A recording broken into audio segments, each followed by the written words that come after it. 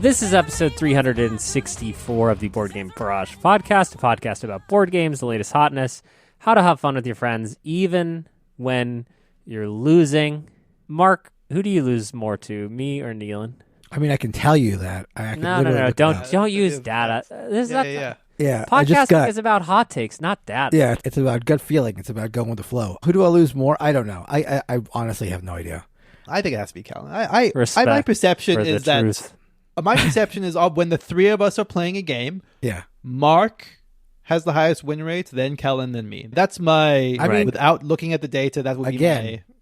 We don't have. I know this is all vibes. Without looking at the data, that would be my gut take, Mark. Look, I'm fine with this take. You think I'm going to argue this take?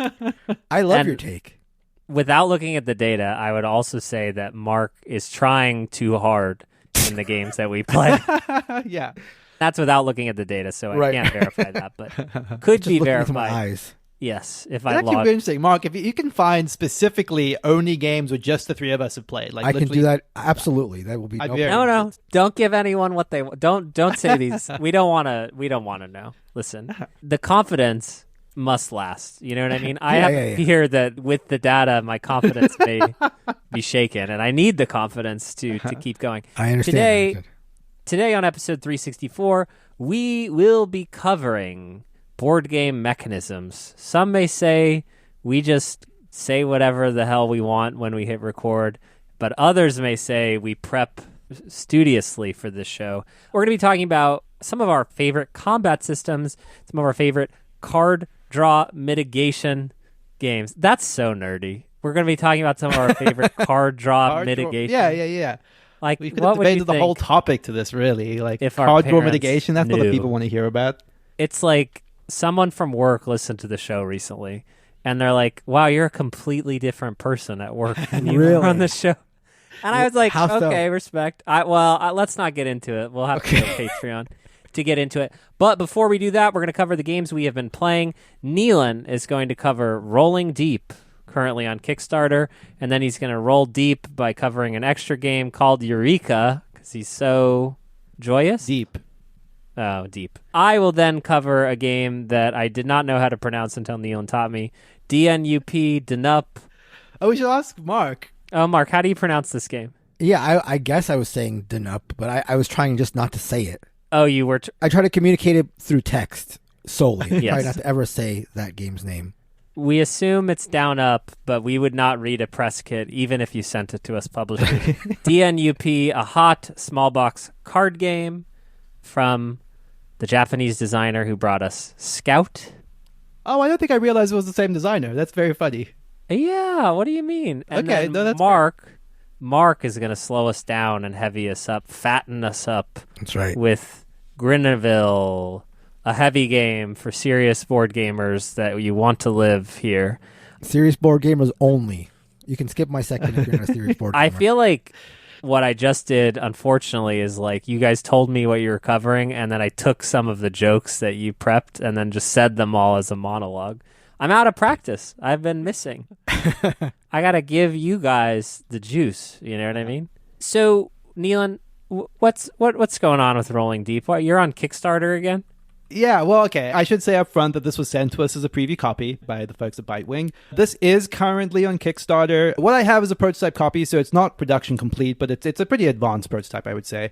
Very representative. Rolling Deep, it is both, I would say, reductive and pretty much on point to just describe this up front as Dice Balatro. If you are familiar with Balatro, the video game, I'm going to do my briefest to describe it in terms that will also be helpful for Rolling Deep, which is to say it's a type of game called a roguelike game. So if you're familiar more with the board game, in the board game world, this is maybe something like a Slay the Spire is a good recent example of this. That is also a video game. There's also a roguelike. The idea is you're advancing through a series of levels where you're trying to get to the end of each of those levels. There's escalating difficulty. There's a degree of randomization that is going to determine what equipment you're going to get. And you're trying to beat a run, basically. You're trying to finish a run by getting all the way to the end.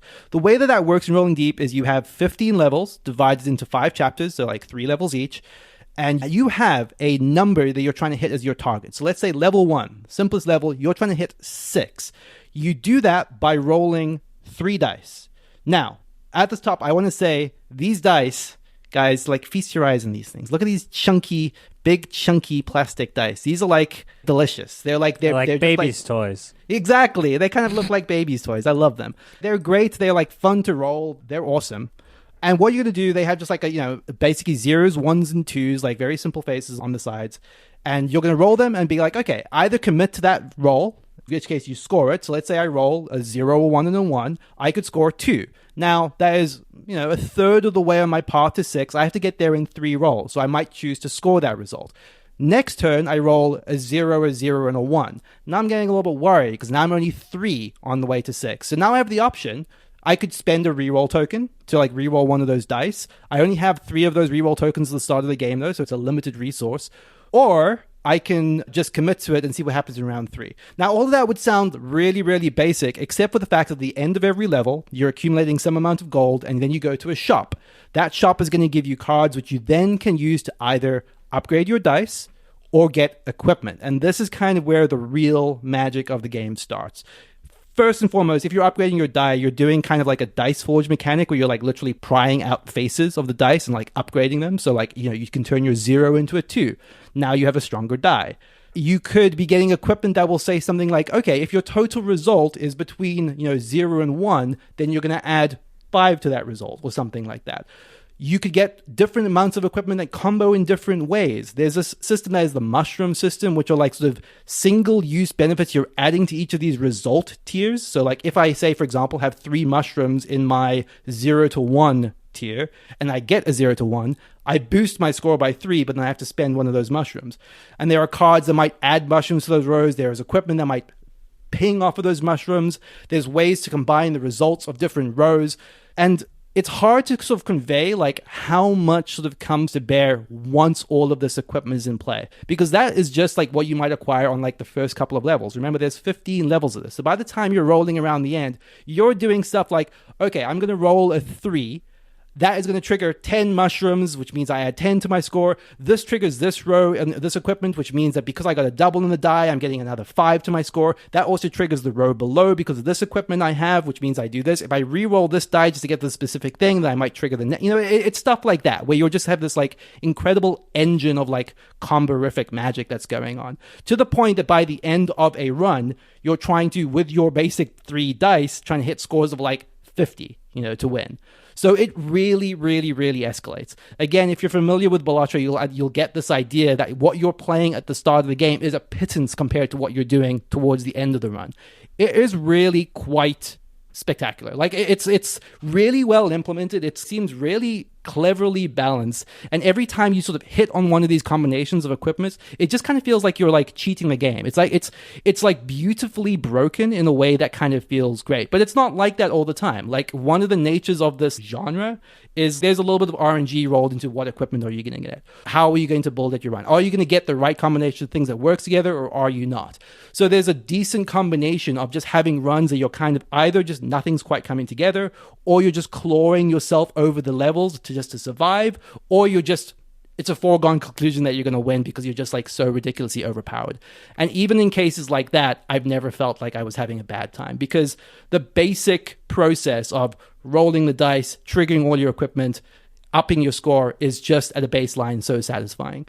I think this is really excellent. If like the way that I'm like raving about this isn't giving it away, I think this is really, really solid. This is like one of the most satisfying solo experiences I've had, just by virtue of the fact that it is quite repeatable. Like this is a game that isn't crazy short. Single run, if you get all the way through, might take an hour to play, but I've just played this back to back to back times. Like, just 3 hours straight playing runs of this. It is in the same way that a lot of games in this genre are. I hesitate to use the word addictive because I think that's maybe a overstretch on that usage, but like it is very compelling. It definitely has that more-ish one more run quality to it, especially if you get close to the end, or you get to a boss where like there's a modifier that just sort of works against your build in a nightmarish way. You get out of the run earlier than you want to, and you just want to go back in and try another one. They've also really smartly built in this system where, I don't want to spoil this too much because a lot of this only unlocks after you beat the game on normal difficulty for the first time, but they have a system whereby you sort of have achievements and based on those achievements, you're going to unlock new cards to go into those equipment decks, so that you're kind of building up the meta of your game over the course of running it successive times. It's just a very compelling package. The other thing I do want to mention is that the art from this game is by one of the artists from Cuphead. So it's got that very kind of like, I want to say 50s, like animated style to it. If Cuphead, the video game, I should say. I would maybe argue it steals a little bit too close to the aesthetic for my liking, but it's a compelling style, so I don't blame them for doing that. Neil, and you mentioned something about like 15 levels or 15, is there 15 chapters, something like that? So there's one run of the game is 15 rounds. So 5 chapters, and the way that breaks down is each chapter is like 3 rounds. And by chapter, I just mean like a evolution of the difficulty, right? So chapter 1, the first round is you have to hit 6, then you have to hit 8, then you have to hit 10 with a boss modifier. That's the end of chapter 1. Then you go into chapter 2. But there's no rules that are changing over the course of this. It's just basically how you sort of, you're going deeper into the dungeon, you're getting harder and harder rounds. And you said that a game or a session for you was like an hour and you go back to back. But so is one of the chapters about an hour? Is that what we're saying? No, sorry. That is for the full 15 rounds. Oh, okay. For the full. Exactly. Yeah. Thinking about the chapters thing too much, that's maybe sort of like muddying the water. It is basically 15 rounds to beat the game. I see. Is what it's saying. So if you can make it through all 15 rounds, you win. And then the replayability is that after you've beaten it, there is a plus version where you go through it with a higher difficulty or something. That's exactly it. Like at the start, you have access to like the standard and advanced difficulty, and then there are these sort of extra achievements. I see. Like, okay, now I might want to try do this with. I've been specifically told not to give specific things away, so that's what's tricky about this. But like it's like stuff like you might want to sort of hamper yourself in some way to get the achievement, so that if you beat it, now you unlock new stuff. That's the challenge in subsequent games. Yeah. Okay, I love Balatro. Uh-huh. You also know how I feel about solo board games. Yes. Make a verdict. So here's the thing. I was tempted, and I wish we'd had more time over the weekend to like have me show this to you, because I do think that in a world where I was just like running you through the game without having you have to learn it and set it up and play it, I think you would have a good time with it. I think that if you were to get over the hump of I have to learn and play a solo game on my own, then I think you would enjoy it. Because I think it is just quite mechanically satisfying. In the same way that, I know that this is a different thing because you love the video game, but the Slay the Spire board game, there's something about kind of that mechanism, despite that being a co-op game, that is just, it's a satisfying loop, like it is do a thing, achieve a thing, get better stuff, do the thing better. It's a very, very basic dopamine loop. Sure. Could this be an app? It absolutely could be an app. Yeah, I mean, look, there's nothing. Not in a bad way. No, totally. If it was a there's nothing about this that iOS 100%. game, There's nothing about this that couldn't be translated digitally. I will say the things about this are quite specifically physical. Obviously, chunky dice, rolling that upgrading around. Physical components, little things like the satisfaction of, hey, I'm going to pry out this face and now I'm going to snap in this new face. Like, it's very tactile. It has a very satisfying like rhythm to it, just using and manipulating the pieces. So you're excited? You're all in? I will say that the pricing has been sort of a little bit controversial. It's hard to gauge to anyone's level what an appropriate price is for you. I will say that there's a lot of game in the box, right? Like, I think that if you are a solo gamer, this is one I certainly can see myself coming back to a fair bit. All right, do you agree with this poll quote? They do exactly what I like most in dedicated solos. They get you right to the meat. I think that's exactly right. Like, yeah, I think that the only counterpoint I would say to that is I think that your first game is going to have the slightest amount of grit where the process of going through it is, there's a little bit, it's a little bit procedural, right? Okay, I must roll the dice, then I must do this, then I must check my mushrooms, then I must check my equipment, then I must get my investment, then I must go to the shop. But you play one game of that and it's completely internalized. So it gets you to the good stuff very quickly, but there is still this little bit of the procedure that takes a little bit of time to internalize, but it's not that bad at all. So you're saying when you're at dinner, you just say, get me to the meat. So that is a thing I say, to be fair. That's all you care about. Yeah, that is Rolling Deep by Bitewing Games. Doing very well by Peter C. Hayward. Yeah, very successful Kickstarter so far. I think this is going to do very well for them. I will say, look, I this is going to sound maybe overly effusive, and I always want to be sort of wary of that a little bit. I think this is in the top 3 stuff Bitewing Games has done, and they've been a quite successful, prolific company. So, that's not saying nothing. Cool. Oh, you're about to say best solo game ever, and I was about to say... I don't know that I'd go that far, but... You got some bread in there for it to be the best, you know? Just all meat.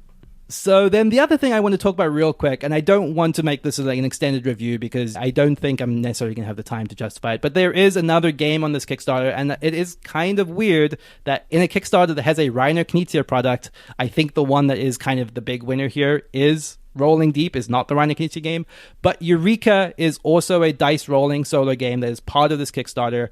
And I think it's quite good as well. I think the worst thing I could say about it is that it's a little bit, not derivative, but it feels like other solo games you've played before, maybe. It's kind of Yahtzee inspired in the sense that you sort of roll some dice. You're trying to sort of either get like a 3 of a kind or a Yahtzee or a run or what have you, but you're able to do it over multiple rolls. It's not kind of the same Yahtzee roll of like roll, reroll, reroll. You're kind of assigning dice and pressing your luck and then using new dice to kind of fill out those rows eventually while scoring them, getting those dice back.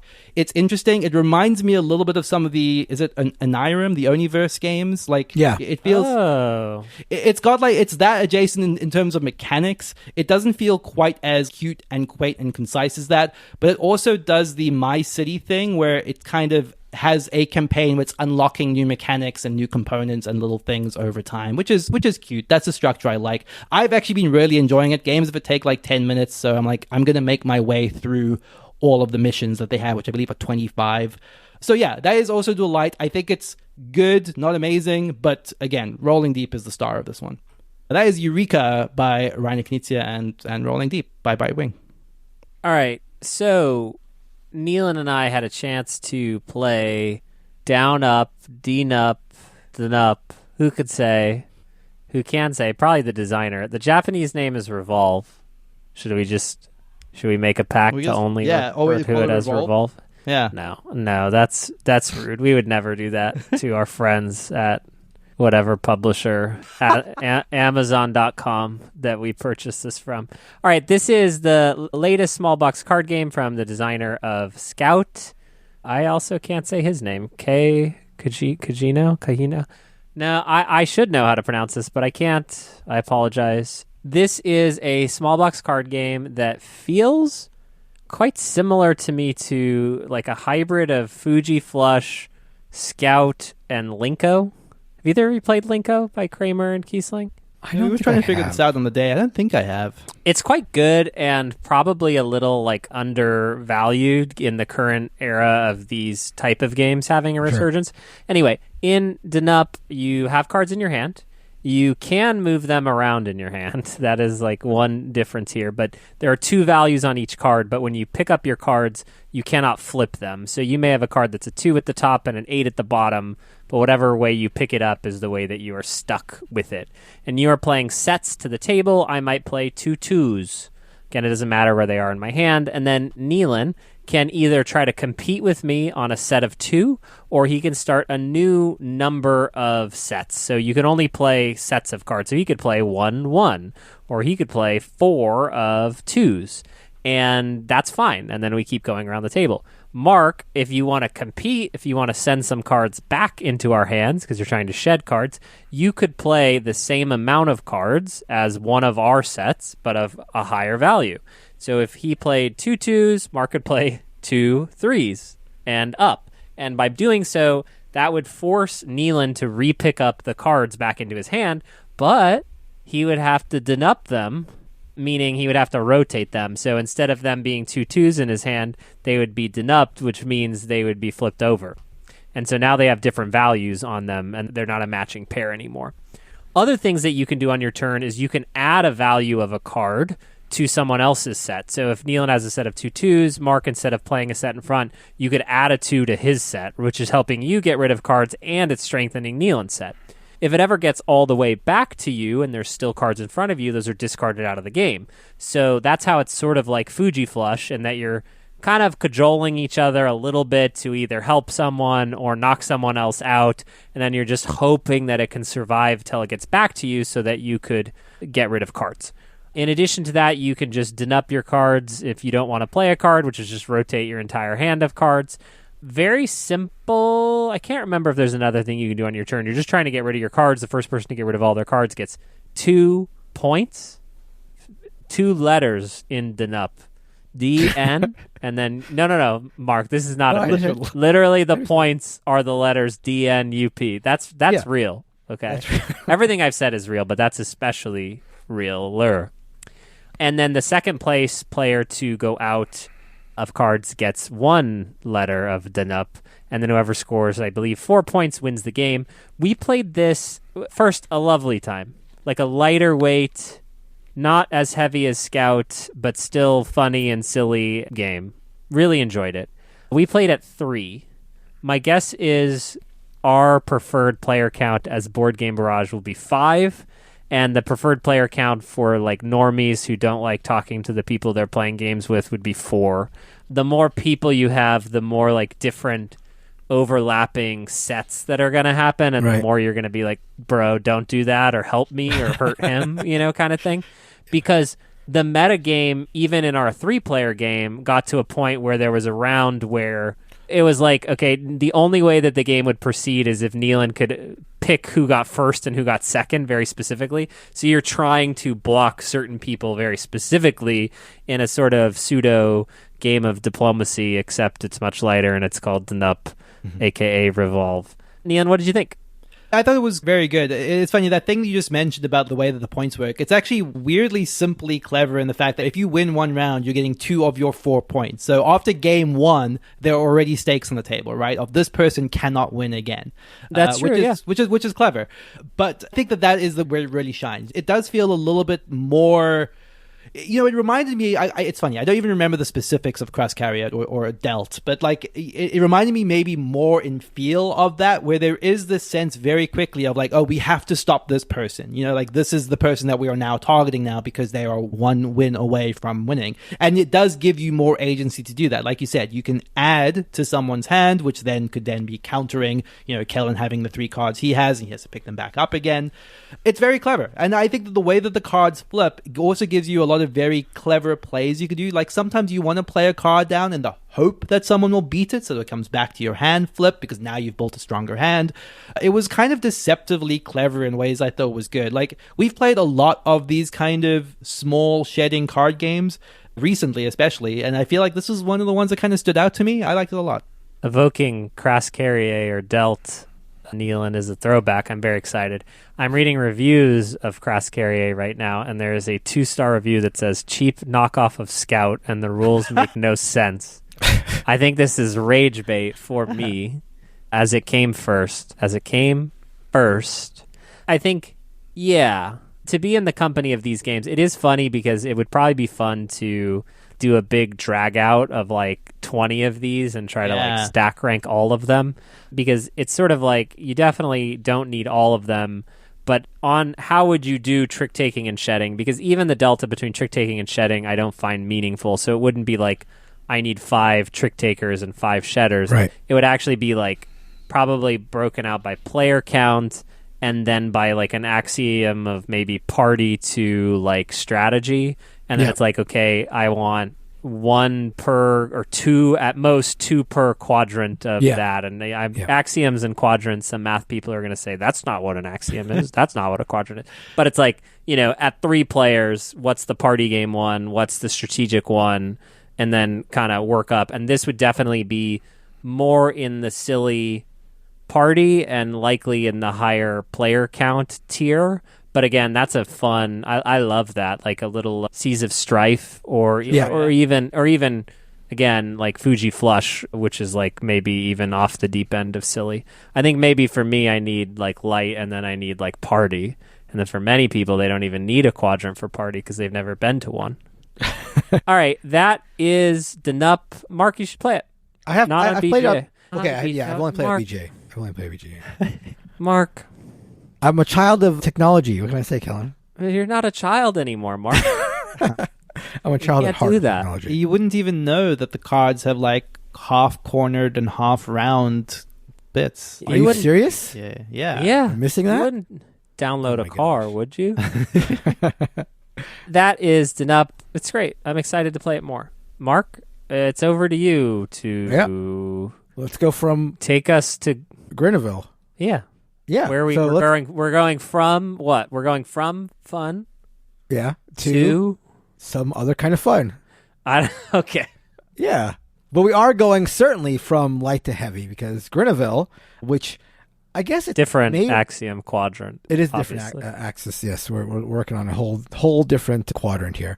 But Grinivil, I want to believe that the subtitle is "You want to live here!" ! Which is on the box prominently. It doesn't seem to be an official subtitle, but I just want it to be so much. So Grinivil is designed and the art is done by Rudy Perkinski. More about the dual nature of that later. I think this. I feel like I know where that might be going, but well, you might or you might not. It's okay. Also published by Rudy 3 Publishing, so I think there's also a tie there, if I had to guess. Grinivil is, as the subtitle "You Want to Live Here" might let you know, it is a town builder where you are going to be competing against the other players in building the shared town and trying to move in residents to the town. So the way that it works, just as an overview, the way that it works is there is going to be a set of actions that are going to be laid out modular style in a ring. Some of these are included in every game. Some of them are included in specific games and not included in others, like they're randomized. So there's going to be a set of actions. They're going to be put into a ring, and this is going to work somewhat like a time track where you're going to have a pawn that you place on this ring, and you can go as far ahead as you want to get whatever action you want. But instead of being penalized as you are in games like Glenmore or Francis Drake, where the last player gets to take multiple actions, the thing that's keeping you in Grinivil from going as far as you want is every time you go around the loop, you have to pay taxes to the town, basically, thematically is what's happening. So that's what's restricting you from going as far as you otherwise might want. Furthermore, whenever you go and take an action, many of the spots that you're going to are going to penalize you or cost you further movement. So I might go to a spot, take the action, and it might have an arrow that says move 3 more to the right or whatever, and that will like accelerate my movement around the track. But there's a way to mitigate that by paying some money to limit how far you go. So I think it's like every $3 you spend, you can sort of like subtract 1 from that penalty. So if I land on a spot that would otherwise force me to fly ahead 3 spaces, I could pay either 3, 6, or 9 to limit how far up I move. Now, what are you trying to do with all of these actions and this time track? Well, you are again trying to build up the city of Grinivil. So there are multiple things that you can do on this action selection time track. You can add more land. You can sort of like purchase more land. And this comes in the form of these pieces of the pie that you add to the circle that is Grinivil by the end of the game. There's an inner circle and an outer circle. You can take an action to put out a piece of land. You also will put a marker signifying that you own it. And then if anybody builds on this land, they have to pay you. Furthermore, as the town gets more and more prosperous, it gets more and more lucrative to own the land because people want to move into the city. So the more and more residents that move in, the more that people have to pay you whenever they try to build on your land. The way that you're doing this building is by, maybe unsurprisingly, getting resources. So there's resources that you are going to be acquiring. The way that you acquire resources can depend on which action tiles come out in your game. Again, there's going to be certain ways that you're going to always be able to get resources, but certain action tiles are introduced different ways to acquire these resources. The resources generally, when you buy them, they come from like a sort of a shared economy, shared resources, where, as you've seen in many other games, the more of a resource that has gone unspent or that has been put into the system, the cheaper they are, and then the more you buy of them, the more expensive they get as they become more and more rare and difficult to find. This is sort of like a standard market system you would see in games like Clans of Caledonia, that kind of thing. This is all in an effort to not only build up the city, but also move in residents. So this is kind of like the crux of what you're trying to do. You're going to be dealt out some residence cards at the start of the game, and during the course of the game, one of the actions you can do is to acquire more residence card or cycle out residence cards that you don't like, because at the end of the game, every resident that you do not find a home for will give you a penalty that is quite costly in this game. And the residents will require, in addition to a home to move into, they're going to require certain building types. So in addition to building the residents' homes in the city of Grinivil, you're also going to be building maybe a police station or a field or whatever. Just different buildings represent different things that the residents might want. And certain residents will require, in order to be placed into a certain house in the city, that different buildings are within a certain range from wherever that house is. So you might have a resident that wants to be within, 3 spaces or 3 segments of a bank, or one that wants to be, doesn't matter how many segments away, but just wants to be living in a city that has a sports field or something. So they will have certain requirements. And if you're able to meet the requirements, and if you have built up a house, you can move in that residence to the house, which is, again, the big action you're trying to do in the game. And you will get paid out based on if you're able to, meet the residence requirements. But in addition, anybody who has been involved in building the required buildings will get a payout too. So, for example, if I have a resident, again, that wants to be in a town that has a bank, and the bank and all commercial buildings in this game have 3 levels of building, and you can signify who has contributed by the color of the level. If a resident wants to move into a house close to a bank, I move them in there, and let's say I can tell Kellen has contributed 2 of the 3 spots to the bank, and Nealon has contributed the other slot.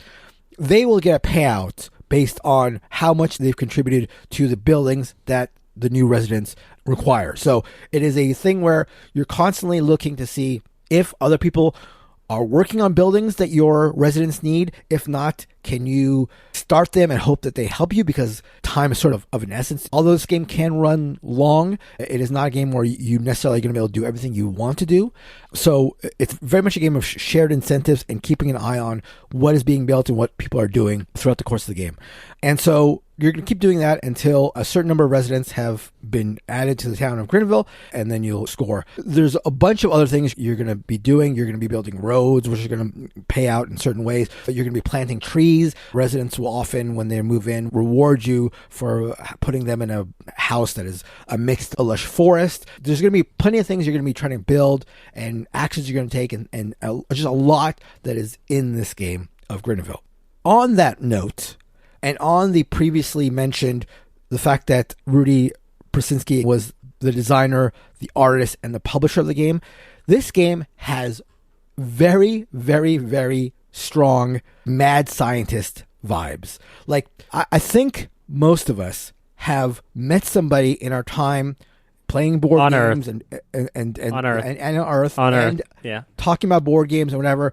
You've met somebody who has this idea of a game, and then they say, and then also I would add this, and then also I would put this into it, and then also it would have this, and it would have this, and it would have this. This is that game where somebody has put so much into the game, has also done the artwork, which is it's not the most professional looking artwork, but there's a charm to it. Okay, Mark. Okay. I have to cut you off there. Okay. I don't know if this is too mean. I think this looks terrible art-wise. Sure. I think it's pretty bad. Okay, I will say, look, it's hard. It pains me to look at it. A lot of it. It is hard to argue with you, but I will say that when you play it, the kitchen sink nature of it, the fact that this is one person's magnum opus, love letter, everything into it, there is something about the rough edges in the art and the sort of again, kitchen sink, everything in it nature that kind of works. I'm not going to say it works great. I'm not saying it's good. I just want to say I do respect that. I respect that someone sort of did this entirely on their own merits. Yeah, but the cover pains me. Yes, I kind of like the town center. I will say table presence wise, quite nice. And it reminds me of those. You remember the rug that you had as a child, where it was the city center map from above? Yeah. That's what it looks like to me. So yes, there are rough edges, bordering on beyond rough edges to just not necessarily fantastic aspects. But I will say, anytime I've encountered a game like this, or somebody talking about designing a game like this, you just say that's not going to work. You can't do all that. I think this works. I think this is it's not perfect, and it's not a game for everybody at all. But what it kind of reminds me of are games designed by Christopher Bolognese, the guy who did Archipelago and Rise and Fall, but cruder, a little cruder, and a little more stuffed in there. But it does seem like one person's vision that is kind of executed pretty well. it's kind of remarkable. It's like it shouldn't work. And for a lot of people, it will not work. It'll be too much. The game is long, but I think it's mostly long because of like AP situations. Like there's a lot to think about. I've only played it once, truth be told. I think if you played this more times, you'd cut it down. I don't think you'd ever get it down really fast. But it is fascinating that there's so much in here. It's so modular. You can do so many, like every game would conceivably feel different because of like how the action tiles are laid out and some action tiles not even appearing. And yet it does keep your interest. It does work. There are some like rules ambiguities that we ran into that we looked up on BGG and they were answered online. The designer, as you might expect, is very engaged and very attentive to that kind of thing. I would not say that the rules are a mess, but there are some issues there. And so, yes, it's sprawling, it's overstuffed, it's not the prettiest thing to look at, and it's heavy and it's a little bit on the long side, but it's really unique. It's really different. You can kind of feel the passion come off of it. I would say that if you've got the time and you've got players who are not afraid of like weird, heavier games, and I wouldn't say this game is like crazy heavy either. It has so many aspects to it, and I think that's where the heaviness comes from. But if you're interested in that, something like this reminds me of like what I would maybe envision as like an early Splotter game. Like the Splotter folks, before they kind of like knew what they were doing, like their wildest initial dreams, if they kind of like all put them in there, and not as elegant as early Splotters turned out to be, but like in that sort of mindset that like, we're just going to do this kind of idea. Yeah, kind of like unlike anything that sort of exists, I suppose. Yes. Because that's how I think about Splotter games. It's like, it kind of feels like they're like stumbling upon like mad, like you kind of said, like mad science kitchen sink madness, where it's like they combine systems in ways that just generally you've not seen something like that before. And that definitely is how this feels to me, at least on the surface. Yeah. And I think that like there are so many games published by like self-published and stuff like that. And a lot of them, when they walk that line of like passion projects, they kind of fall over into like just too much or again overstuffed, or there's some aspect to it that is failing the entire thing. It just walks the line, walks that knife edge. I think just like it's teetering a little bit, but it makes it all the way through. And I think it's just worth it for like the uniqueness and again the like completely one person's vision aspect of it. So yeah, it's a very caveated recommendation, but I would wholeheartedly recommend it for people who are interested in that. It's like Splotter, it's like Archipelago, and if you want to know what it looks like, I just had to Google Rug of Roads for Babies, and then you can see pictures of that. I put it in the chat so you guys could confirm that you agree. Thank you. That's what the board looks like. Don't look at it on BGG, but look at Rug of Roads for Babies. No, Mark, I respect you for respecting this. I will let a publisher buy the rights to this game and streamline a third off of it, and then I look forward to the redo if it makes it there, and I will play it then. I don't know if you can do it. It's all so interconnected and perfect. Well, no, it's not also interconnected and perfect, but I wonder if like streamlining it and lopping some parts off of it turns it into like a standard game, like a good but like a good game, unremarkable game. I don't know. About the time when you said, and then you pay taxes, I was like, all right, I'm out. Taxes is just going around the ring of actions. That's all it is. It's like a flat fee and then every worker you have on the board. It's not like a crazy, like, you're not doing like your 1040s or whatever. But yeah, I don't know. I don't know if I'd want it much more streamlined or much more made more concise. There's something because if it was this bloated and didn't work, it would be a disaster. Like if it was this bloated and it was just like, oh my god, what is going on here, it would be a disaster. I'm telling you, this like walks the fine line. For the weight, I don't think it tips over into this is too much. It just makes it in a really interesting, kind of breathtaking way, in my opinion. So that is Grinivil, You Want to Live Here by Rudy Perkinski and published by Rudy 3 Publishing. And artist by Rudy, and playtesting by Rudy, editor by Rudy, writer by Rudy, insert designer by Rudy. Rudy did it all. These are all on BGG. And the sculptor, maybe he sculpted. Let's edit it and see if we can get him added to those. You can do that on BGG. you're Wikipediaing the BGG. Yeah, that's what I do in my spare time. Yeah, I figured. But I am not a nerd. Okay, there's nothing for the middle. We are over on time, so we need to, with gusto, get to the main topic, which is us talking about board game mechanisms. Where do we want to start? Do we want to start with combat, or do we want to start with our favorite card draw, favorite card draw mechanic. Mitigation that everyone talks about? They're all equally important. I say we start with combat. That feels the easiest. So what I would love to start with, and we will take the pressure off. It doesn't have to be, Mark, your absolute favorite combat, but it should be up there with a combat system that you really love or are impressed with, but you just Grinivillered us for like hours. So we will go to Neelan first. Neelan, why don't you tell us about a combat system you like and why? Explain it in 30 seconds and why you like it, and then we will tell you why you are wrong. There's no BG Bob. This is just you on a soapbox saying, one of my favorite combat systems in a board game is blank. You have to use that exact. Yeah, one of my. Well, I want to preface this. Sorry, I'm already ruining your point. Oh my god! But I don't know. It feels weird to start with me because it's like starting with a showstopper. Like, showstopper. The correct answer, the best combat system is Kemet. I think here's what's desirable about a combat system, right? You want some degree of like consternation, like some degree of like, am I going to win this? Uncertainty, right? Like the problem with, let's say, for example, scythes, and I will fully admit this, is that there are times where the combat is pre-decided. Like you know that you cannot beat the person that attacks you because you cannot spend as much power as them, you can't get enough cards. But anyway, Kemet sort of resolves that by sort of adding variables to what the nature of a combat outcome could even be. It's not just, am I going to win the combat?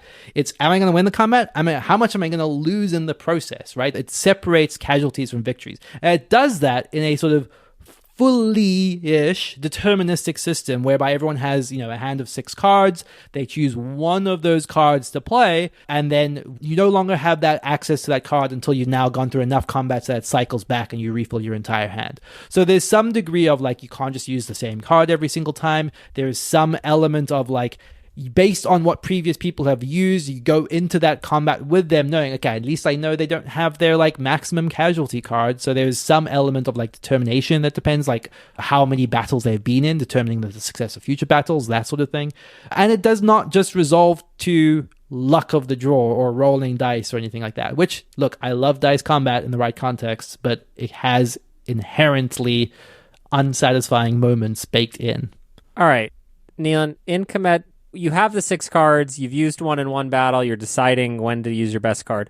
Are other people able to see your entire discard, and so they know on that like 6th battle or 5th or 6th that you're choosing between one of two? So the clever thing that Kemet does is like every time you do a battle, I believe, I forget exactly how it is. Maybe Mark, if you remember this, correct me, but like you play a card and then discard a card so that you're basically using up 2 cards every time you go into a combat. So you will cycle back. Yeah. So you'll cycle back around to your full hand of 6 after 3. You'll never get to the point that you're ever just down to 1 card. It's only ever down to 2 and then you get back to your full hand of 6. So it's never foregone. Yes. So while I will agree that it is better than roll a dice, get a cookie combat that we have in games like Root and Dune War for Arrakis that we recently played together, Neelan. I, for whatever reason, don't love when the combat system has like a, you can win the game, but they're going to like you with casualties. And I think the system in this one is wounds or blood or whatever. Yeah. And so it's like this like annoyance where it's like, I have won the combat, but I have also taken heavy damages. But at what cost, exactly? I don't like trade-offs. I just want to win or win. You see what I'm saying? And that has always, it leads to some feel bad. Again, I don't hate it in the sense that I got screwed. I just, for whatever reason, have felt bad in the resolution of that. I don't know. Mark, you like Kemet's combat? I do. I do. I kind of like the idea of situations where I feel like, okay, I'm not going to win this combat, but there's something I can take out of it. Like if I can cause casualties, like there's a, we're going to talk about mitigation, I think, later, but there's a mitigation aspect potential. Or I might be a situation where I have cards that if I play a certain card, I probably will lose, but will cause the other player damage, or maybe I'll take a big win if I go the other way. It's like it allows for going down different avenues when it comes to like how I want to handle the combat or what I'm going for or what I can even get. And I think especially just to bounce off that point, because Kemet's a game about building your army in a specific way, that is especially important. It's like how you approach combat is also going to depend on how you've built your army and built your powers. Kemet would be a good combat system, except for Dune that came out in the year of our Lord 1979 and redone in 2019 and famously stolen by one Mr. Stegmaier in 2016 for his game Scythe. This is actually the best combat system that has ever been invented, which is to say that you are each given a power dial, okay? Why do we need cards when you could have power dials? You don't have to roll okay? Each player gets a power dial. They have to commit their forces. How much are you willing to pay? This number of your troops are gonna die in the battle, okay? How much do you want to pay? Then you also So like a trade-off of sorts. No, listen. Not like a trade-off. No. And then you can add a leader, and the leader will not die in the battle. The leader could die, and then each person also has a hand of ridiculous treachery cards. Then there's the trade-offs where you can like poison kill their leader. And then so it's the combination of mostly what are you willing to commit, plus your leader, which you kind of know what each guy has, plus LOL random crazy power cards that are fun. Okay, so I simplified this, right, by being, if I recall correctly, how much are you willing to commit plus boring Euro cards. Mm-hmm. And this is not that. This is full fat, full flavor cards. See what I'm saying? Point of order, Kellen, just before we get too deep into this, I just want to clarify that according to Jamie Stegmaier, he wasn't inspired by Dune, he was inspired by Rex. That is on the record. Oh my God. Is that on the record? That is on the record. That is something that has been said. Okay, and just to get on the record for those newer listeners, Rex is a redo of Dune, so Mark is just trolling the shit out. I'm not trolling. I'm just telling you what was actually said. How do you know the facts and lore origins of science? I know you don't know that. You don't know that. I do know that. I don't believe... Okay. I believe you because sounds like something he would do. Dune has the perfect balance for me of... I don't know. I guess the power dial to some extent is how many troops you have in a space, which many games use, but also like, no, these guys are going to die and you are like spending them. And there's the bluffing element of, well, I'm only going to spend 2 and hope they like way overpay. And that it has a ability for you to enter battles. Like the biggest problem with combat systems for me, and dice-based combat allows for this, is you mostly only enter combat when you statistically are going to win. And so it's at what percentage are you willing to do that? Well, probably around 75% of the time. Well, this gives you the option to try to enter like bad combats, then overcommit or win in the bluff, right? And then the LOL cards also give you a lot of options to like screw with them. And I prefer games that force more combat happening in general, and I find that for me I end up disliking dice-based combat systems because I often will be too cautious, and if I'm not cautious I will not win.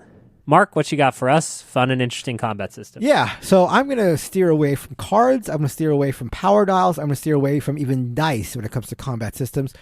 For me, combat is all about dynamism. It's about recreating the action of combat. So what is more dynamic in board games when it comes to combat than dropping cubes down a tower? I'm talking about tower battles a la Shogun.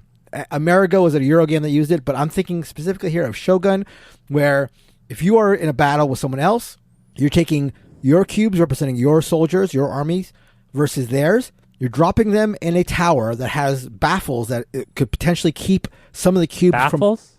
I think they're called baffles. Can you tell us like edges of a tower. Like edges inside a tower. Or, yeah.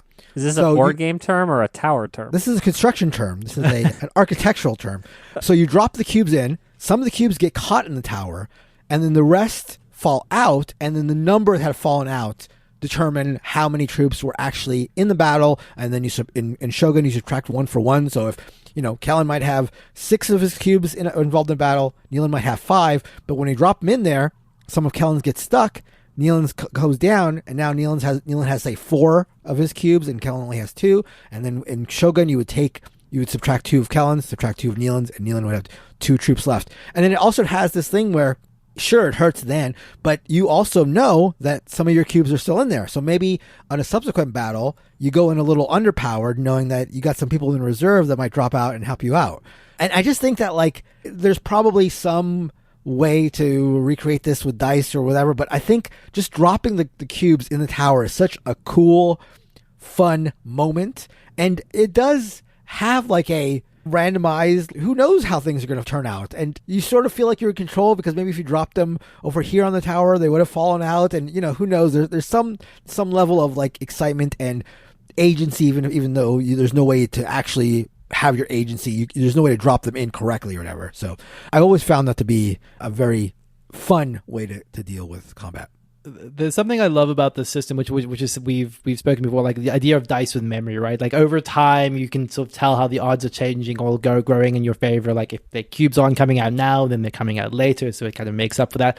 I still think that despite all of that, in theory, there were frequent times in Shogun where that that cube drop just felt really bad. That's war, though. That's war. It's the you never know. War that he's after. Yeah. That's what he's after. Just remember, listeners, this is the guy that likes the Mora de Memora game where you listen for how many cubes have dropped down the tower. So he just is a fan of architecture and baffling. It's funny because in a dice game, everyone gets good and bad rolls, and so it should average out over time. And so the idea that there's a memory or a retention of, and that's much cooler or cleaner than you get a I hate it in a game where they're like, oh, you're the loser of the battle, here you get a card as compensation. Right. That just feels like, wah, but the cube staying in the tower feels incredibly elegant, where it's okay, well, I have to win eventually. Sure. I've just gotten gucked up in there. Yeah. Right? Yeah, it's almost like a slot machine. This is going to pay out for me at some point. Except statistically, it is. Yeah, it's lovely. It's a lovely idea. Okay, rapid fire for timing. I did want to highlight another game I brought up. So, peek behind the curtain. Sometimes we just make episodes based on whatever we were talking about as we're leaving each other's houses when we're playing games, and that is what's happening here. But I got in the elevator at Nealon's mansion, because he has a mansion, and that's why he has an elevator, not because we live in LA and no one could afford to own anything. And I was explaining the combat system in Forbidden Stars, which is so audaciously funny, because it's each player has a 10-card deck that they are building, and so you're buying cards to upgrade your deck, and then each combat you are literally playing a mini deck building game that can take 10 minutes. So it's sort of play this head-to-head deck builder on the side of the game, and it's always great fun, and it does reward the good player, and you roll dice in it, and it affects your cards that you draw. But it's we're playing a normal game, but then when Nealon and I get into a combat, it's go play blitz chess, and the winner wins this combat. That's how audacious it feels to me in terms of the length of time that it takes. But it is one of those ones that feels really strategic and fun. Does make me think there could be a game that could actually it's play a Mario Party mini game right now, and the winner wins this combat, but the deck is stacked towards whoever has more troops or whatever. Any weird ones or things you want to just call out before we move on from combat? I think there's one that always stands in mind. It's not necessarily one that I think is wow, this is the best implementation of a combat ever, but dead reckonings like Cube Tower, where you could drop cubes down the tower, and where they go on this like target board determines like the results of the combat, including things like, are you doing damage, are you getting like rewards from it. It has that sort of slot machine feel of just kind of like throwing cubes down, seeing where they go. Like the visceral feedback of that is fun, even if it's very, very silly. So that one definitely stands out. I think I'm a little more impervious to this. Like Nealon's like holding up the rolling deep dice and saying, "Don't you want to click this into that?" And I'm kind of like, I don't know. Like, I guess, like, I don't know. What happened to your inner child, Kellen? I mean, I left it back on the rug, the babies, with the back on the road. Rug. My younger brother had one, which like I think might still be at my parents' place somewhere. I think it's one of those things that everyone at some point comes across. I thought of Gloomhaven's combat system where you have the deck of cards. It's sort of like a way to have the randomization of dice, but with a memory where you know that my 2 times multiplier hasn't come up, so it's a do and that kind of thing. It's not as, maybe in my mind, as fun as the way that the memory is implemented in Shogun with the Cube Tower, but it is a nice system for sure. All right, let us move on to the most important topic of the episode. The best card draw mitigation mechanism in all of board games is... This is an interesting one, okay? Yeah, right? we might have to set this up a little bit. Set the table, right? Yeah. We're all on the floor. We're on the rug together. We're not babies. We're not parallel playing. We're not rolling deep. We're playing a competitive game. We are playing a game that will be covered on the future of the show, so we can't say what it is. It's but we can't say what it is. We're playing a game, and the nature of the card draw was quite pronounced because it dovetailed with the engine building. And so we were thinking about ways that different games allow you to mitigate the sort of randomness of a deck of cards. You know, Dark Pact came to mind for me, which gives you this grimoire of 3 cards that you start the game with. So it's a normal Ascension-style deck builder with a card market, but it's like, actually, these 3 cards are so powerful to people to have in the early game that they snowball, that we're going to give everyone one of these cards that they can always buy. And that's kind of an inelegant, in my opinion, way to solve a problem, but it does help soften the blow, and I was almost wishing that the game that we were playing, again, which will not be said, which is also had some kind of system like this. So other games can break this in a bunch of different ways, right? You could have multiple draw piles where there's different like types of cards, so you're getting to choose between draw piles. Games give you draw and select, one of 3. So what game do you feel like has a lot of card draw in it, has a lot of randomness to what those cards do, but you feel like is still a very strategic game, and how is it mitigating that annoyance that you can feel in other games where you just draw the cards that you don't want? That makes sense? Yeah. I mean, who wants to go first? I can go first. The type of mitigation that I thought of, and specifically, I guess the game I thought of, was La Granja, where they are multi-use cards. This is basically the umbrella that I thought of. Games like Race for the Galaxy, where a card may not be good for one purpose in your current board state, but it has different ways that you play them that you can use, for other purposes. Like Race for the Galaxy, if you draw a card that you are not going to be building, it can always be used as currency because the cards that you draw are the currency for building all the projects in Race for the Galaxy. In La Granja, every card has, I think, 5 different aspects to it. There is a way you can use it to build up an engine. There's a way you can use it for a power. There's a way you can use it for resources. There's a way you can use it for just different, I think, passive abilities. So there's 5 aspects to every single card you draw in La Granja. And when you draw them, again, it may not work exactly the way you want, or it may not be the perfect card for your current situation. But because there are 5 aspects to it, there's almost always some way that you're happy to use it. I think it's no surprise that my selection... Well, La Granja is like a Chadiak in some respects. Like my reference is 100% Glory to Rome, which uses almost what you're describing to the like 12th degree, which is like every card could be used in like 7 different ways. But the game also has like jack cards. It also has wild cards. And cards are often drawn from a pool. And so, like, Glory to Rome is just, like, a fantastic example of what Mark is saying in terms of multi-use cards. There's an effect on the card, then there's a type of material that it is, so it could be used as a foundation, it could be used to follow other players, and, you know, they can turn into a bunch of different things, so you always have a use for even a bad card. It is funny because card pools are, you know, I would say one of the most favorited ways to mitigate this, because that's what what type of games do you love, Mark, that I can't recall? The Pact games. The Pact games have tons of cards and tons of luck and the relative card powers, but they're all just like, make a market row, make it so you have to pay money, and the longer a card has been there, the less money it costs, is a very Euro way to mitigate really, really random cards. I guess it's not really card draw at that point, so we could make an argument there, but it is fun, wacky power cards in a system that mitigates them. Yeah, I certainly think it's valid because it definitely dovetails with what my specific example was going to be, which is like very much the same as Pax Premiers to some, or well, at least that's my familiarity with the Pax genre, which is Through the Ages card row. So like this is a 10 card long card row.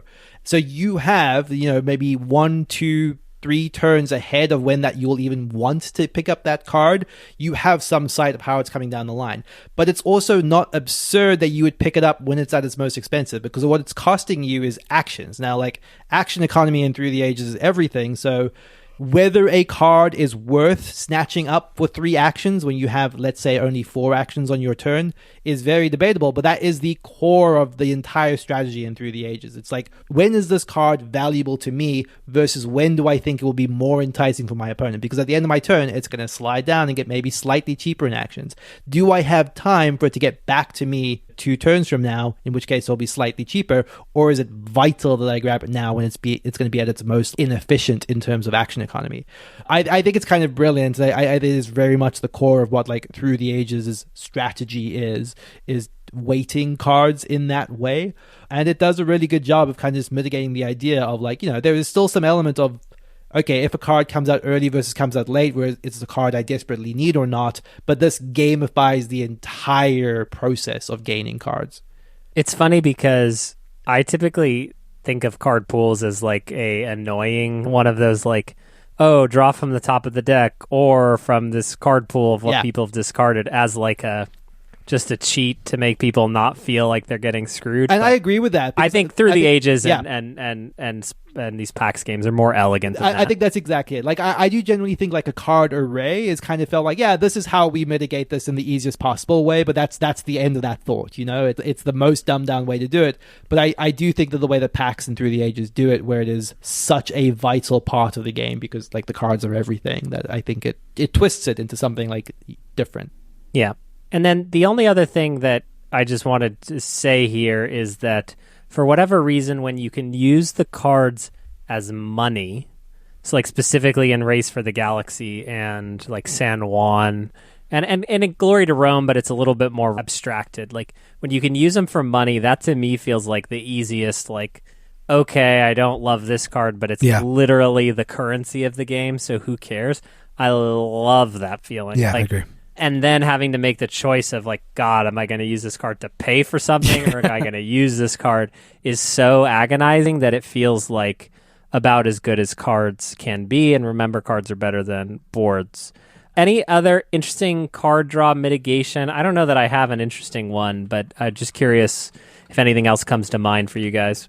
It's not necessarily card draw, and it's not a game that I necessarily even love, but I do think that, and let me know if this maybe doesn't work, but the Seven Wonders Duel card pyramid, where in order to get to a card, you have to kind of commit to revealing cards that are on the way to it. So it's like, if I take this card because I want the cards behind it, am I risking my opponent going in there and snatching it? Or can I tell that they want a card somewhere else, and so I have the tempo to reveal a card that is like actually getting me to what I'm going for? Especially when it's like you can see the card that you really, really want, like 3 rows down, and you're kind of think like, well, if I do this, then they'll be able to take that, and I won't be. Like, it's very, very delicious. Yeah. It's like, I just want to disagree with you because what you're saying is that it's a card pool, but that when you get to see what card is replacing the card in the card pool. Sure, so you basically want a 3-layer deep card pool. And again, I like Seven Wonders Duel and I think it's good, so I think I'm just being stupid, but it is funny that what we're basically saying is like, what if there was a card pool, but every card that you replace, you get to see what's next? Because that's also, I hate the games where it's like, they just show you what the next card is, right? It's like instead of, everyone knows what's coming out next, so we can all plan for it. But I agree, Seven Wonders Duel is a good one. Anything else as it relates to card draws, card draw mitigation? I'm not sure if this is qualified not as cards. Card draw. It's not a board game, but Mark it is had cards. Beef for dinner tonight. That's right. What do you got? How about just like the standard draft where everybody gets a handful of cards to start it's usually to start a round. I'm thinking Blood Rage here, where everybody draws a number of cards to start the round, and you take one, you pass them, take one, pass them. I mean, that's a very common, old-fashioned way of doing it, but it's one that I think works. Yeah, how do you play because Agricola, right, is like one that I struggle with because I love Agricola. I love Agricola. Not as much as Mark. Mark has kind of one-upped me in his love of like bad art, good games. But the draft every card and keep going around thing, like, I cannot stand. So I usually play the like everyone gets 10, discard to 7 or whatever I think it is. Sure. But that one, I assume the like sharks are just like, you're going to get got. You're going to get got. And so it works for newbies, but it does not work for the elite among us like Mark. I'm certainly prefer not the full draft. I'm certainly not elite, but I do. The cards are so kind of crucial to Agricola that I do like drafting the cards. But yeah, I'm fine playing with the take 10, discard, whatever. Have you ever played Farmers of the Moor, by the way? I have not. How is that possible? We have a board game podcast. We love Agricola, top 50. We have podcasted for, Nealon reminded me, like 8 years? Crazy That's right. Yeah. 8 years and 3 months, I think. But what does Farmers of the Moor do? I don't even... It gets rid of some of the cards. It gets rid of like one of the sets of cards and then adds like a new resource and a way to upgrade your house. Okay. We should do this. Yeah, I'd definitely play it. I would definitely play it. 8.3. There are just so many decks in Agricola. I know. No. Why have decks when you can have expansions? You're off playing with fairies on your baby rug, and I want to play Farmers of the Moor. Sure. I'm happy to. What you got, Neil? I was struck in like Vale of Eternity, just having a very simple snake draft, right? Where the game is very, very, very comborific, and in a lot of games like that, like getting the right card that combos with the cards you have is vital. And the way that Vale of Eternity gamifies that by making like the most brutal, like, well, if I pick this card first, I might not get this other card that combos with it desperately because of the way that like snake drafts work. I think it's just like one of the best clean implementations of taking a simple mechanic and just utilizing it very, very well. I agree, but sometimes when you're playing Vale of Eternity and the cards come out there and you're like, oh my God, that card is exactly the card I want. Yeah. And you happen to be like the second or third pick. Oh yeah. And you're like, I'm just done. I'm just done. But those moments where the cards come out and there are like 2 cards that you really like and you're the first pick and you're like, well, if I take this one, is there any chance that the other one comes back? And it's probably not. Yeah, I agree. I think that is going to do it for our very deep, very well thought out mechanical discussion of best card draw mitigation as well as best combat. Nealon covered Dune. No, I covered Dune. Why am I recapping? I don't know what I'm out of practice after 8 years.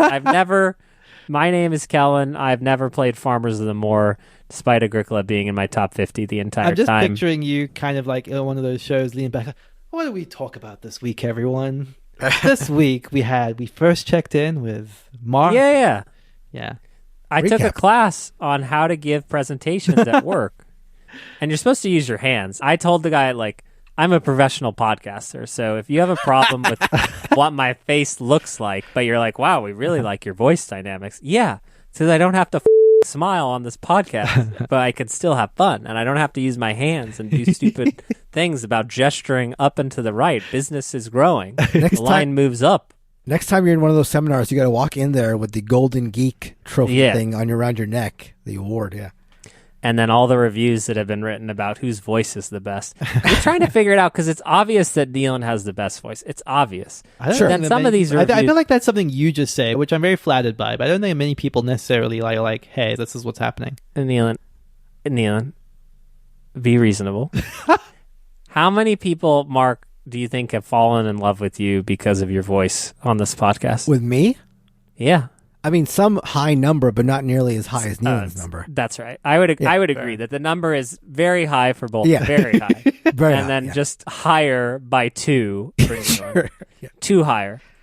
That is going to do it for the show. Thank you so much for listening. You can find us at boardgamebarrage@gmail.com. No, you can't. You can email us there. You can find us at boardgamebarrage.com. You can find us on Discord, boardgamebarrage.com/Discord. You can tell us your absolute favorite after your years in the hobby, best card drop mitigation mechanism in a board game, as well as your favorite combat or what we got right and what we got wrong. Actually, we don't care. Well, we do care about what we got wrong. We like being corrected. Sometimes we say things fake on purpose so that you come and correct us. It's called engagement bait. It's called engagement farming. It's very popular on the internet.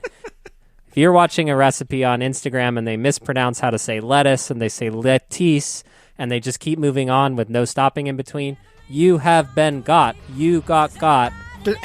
Here we are. We've never done that to you. Thank you so much and goodbye. Goodbye. Bye-bye.